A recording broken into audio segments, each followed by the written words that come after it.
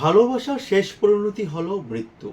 একেবারে বিয়ের মাত্র 1 বছর হতে না হতেই সে এই পৃথিবী থেকে চলে যেতে হলো একে তরুণী গৃহবধূকে, তার সাথে তার গর্ভে থাকা সন্তানকেও। এই মর্মান্তিক হৃদয় বিদারক ঘটনাটি ঘটল সোনামুড়া কলসিমুড়ার 6 নম্বর ওয়ার্ডে। শোকে বিহল গোটা গ্রাম। এই ঘটনায় কিন্তু রীতিমতো হতবাক সমাজের বুদ্ধিজীবীরা।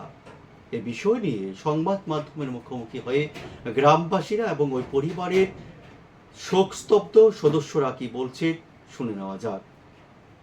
ঘটনাটা মাসি, আমি রাত্রে সিল্লা নুনছি বাবু কয়ে সিল্লা নিছে দিছেরা আমি আটকা ঘুমের মধ্যে কানা আওয়াজ দিছে ওই সেরে তো আমি জানালা দিয়া এই কোথা তো উঠতে আমি কই আয়নাটা ইয়ে করে গিলটা খুললে চাই ইয়ে করছি কেডা টিকা মাতামাতি করে তো এরপর চাইয়ে দেখি তার বাসে বাড়িয়া লেফটিনের ফেল যায়।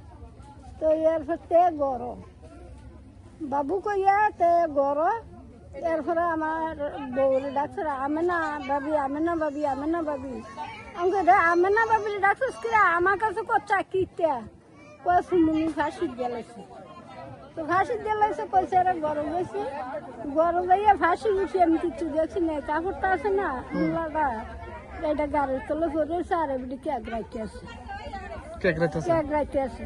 তো কেক রাখতে আছে রে আমি গাড়িটা গুণ করছে গাড়ি গুণ করে হাসপাতাল লই যায়।